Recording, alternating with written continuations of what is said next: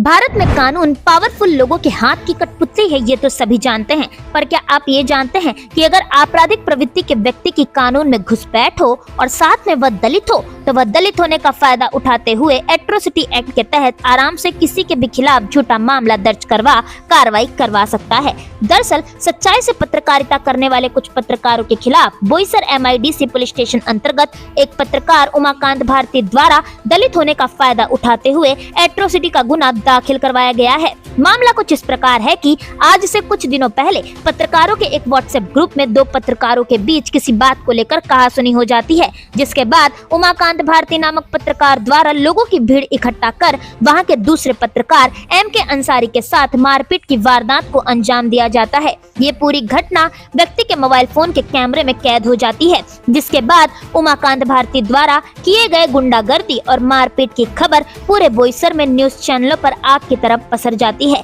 अब उमाकांत भारती द्वारा जिन पत्रकारों ने यह खबर प्रकाशित की थी, पहले तो उनको प्रकाशित की गई खबर को डिलीट करने के लिए कहा जाता है और ना करने पर एट्रोसिटी एक्ट के तहत मामला दर्ज करवा दूंगा ऐसी धमकी दी जाती है। जिसके बाद पत्रकारों के नाम मानने पर उमाकांत भारती द्वारा बोईसर MIDC पुलिस स्टेशन अंतर्गत 3 पत्रकारों के खिलाफ एट्रोसिटी एक्ट के तहत मामला दर्ज करवा दिया गया है। आप स्क्रीन पर चल रही तस्वीरों में देख सकते हैं कि महज एक खबर प्रकाशित करने के चलते पत्रकारों पर कितनी संगीन धाराओं के तहत मामला दर्ज हुआ है। मामला दर्ज होने के बाद पुलिस प्रशासन द्वारा उन सभी पत्रकारों को पुलिस स्टेशन बुला उनका मोबाइल फोन भी जब्त कर लिया गया है। जानकारी के लिए आपको बताते चलें कि उमाकांत भारती अपने आप को इंडिया टीवी का रिपोर्टर बताता है, लेकिन सवाल यही है कि क्या इंडिया टीवी के प्रतिष्ठित पत्रकार को इस तरीके की हरकत करना शोभा देता है? यदि उमाकांत भारती इंडिया टीवी का प्रतिष्ठित पत्रकार है तो उसके द्वारा इस तरीके की अनुभवहीनता वाली हरकत और मारपीट कभी नहीं की जाती। इस तरीके की मारपीट गुंडागर्दी के बाद सवाल यहाँ पर ये उठता है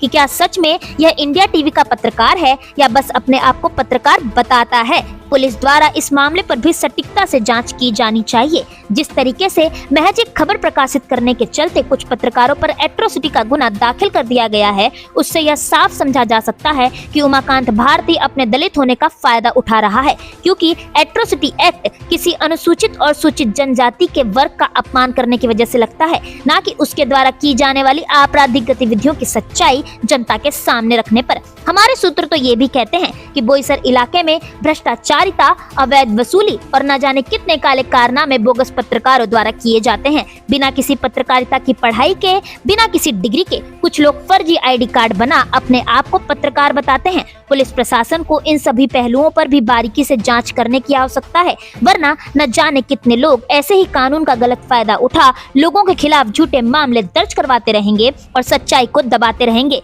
जिसके चलते वो दिन दूर नहीं जब लोकतंत्र का चौथा स्तंभ एक दिन धराशायी होने पर मजबूर हो जाएगा और उमाकांत भारती जैसे पत्रकार या आपराधिक प्रवृत्ति के लोग सच को दबाते रहेंगे और अपना वर्चस्व समाज में कायम करते रहेंगे, जिसके वजह से यूं ही झूठ का बोलबाला होता रहेगा और सच का मुंह काला होता रहेगा।